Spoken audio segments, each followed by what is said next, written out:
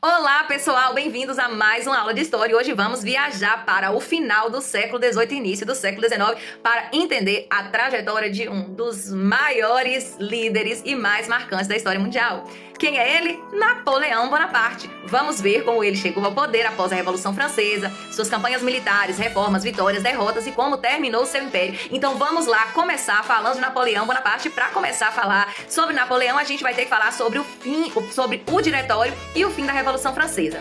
Nesse período, que foi um dos mais turbulentos da Revolução Francesa e a queda de Robespierre, a França passou a ser governada pelo Diretório. Esse período durou de 1795 a 1799 e era um regime instável, com crises econômicas e ameaças internas e externas. Foi nesse cenário que se destacou um jovem general curso chamado Napoleão Bonaparte, famoso por suas vitórias militares contra os exércitos europeus. O que foi a campanha de conquista e o consulado.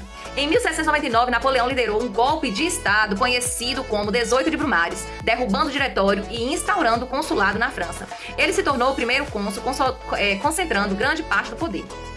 Nesse período, ele reorganizou a administração pública, modernizou a economia, investiu em infraestrutura, fortaleceu o exército francês. Mas como foi o início do Império de Napoleão? Em 1804, Napoleão se autocoroou imperador dos franceses numa cerimônia em que, simbolicamente, ele tomou a coroa das mãos do Papa e colocou sobre a sua própria cabeça. Ele iniciou uma série de campanhas militares, formando um vasto império que se estendia por grande parte da Europa. Vamos falar também um pouquinho sobre o Código Civil francês. Entre suas reformas mais duradouras está o Código Civil, que sistematizou as leis sobre propriedades, famílias, contratos e direitos individuais. Muitas nações se inspiraram neste modelo jurídico.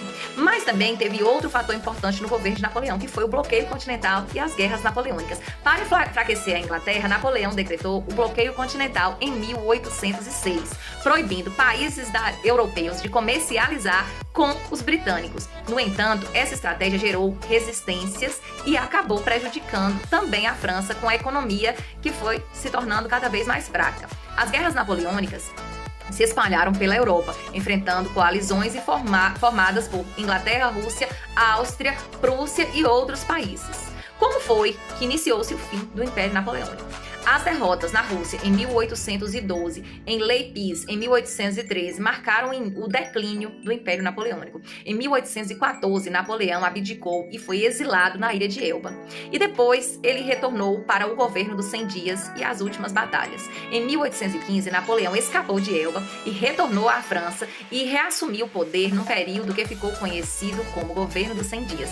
Sua última batalha foi a de Waterloo, na Bélgica, onde foi derrotado pelas tropas do Duque Wellington de Blude, a morte de Napoleão Bonaparte. Após Waterloo, Napoleão foi exilado para a remota ilha de Santa Helena, no Atlântico Sul, onde viveu até sua morte em 1821. Representações artísticas de Napoleão. Ao longo dos séculos, Napoleão foi retratado várias vezes em pinturas, esculturas e filmes, muitas vezes como um líder genial e carismático, mas também como um homem ambicioso e autoritário.